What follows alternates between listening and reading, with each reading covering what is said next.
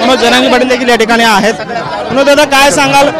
याचबरोबर महत्त्वाची एक गोष्ट आहे की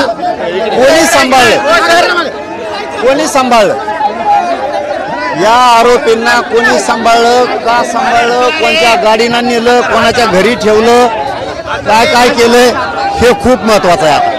कारण याच्यात कोणत्या मंत्र्यानं, सरकारमधल्या कोणत्या आमदारानं यांना बळ दिलं, कोणी सांभाळलं, घरी का सांभाळलं, सोडत नाहीत आता सोडत नाहीत कोणाला। पुण्यातून का सापडली व्हायलाच पाहिजे आता सगळ्यांची, आरोपीचे सुद्धा। यांना फोन कोणी केले, खून झाल्यावर कोणी पचवलं, वाचवायचा होता हे खून यांना स्वतःला वाचविण्यासाठी। तुमच्या मंत्री पदासाठी लोकांचे लेकरं मारता का? सुट्टी नाही कोणाला। ठेवले 100% हे राजकीय लोकांच्या पाठबळाने ठेवले, त्यांना सांभाळलं गेलं। एका लेकराचा खून झाला हे यांच्यासाठी महत्वाचं नव्हतं, यांच्यासाठी महत्वाचं होतं आरोपी सांभाळून ठेवणं। इतके नालायक वृत्तीचे लोक सुद्धा राजकारणात आणि काही लोक आहेत हे आता याच्यातून सिद्ध झाले।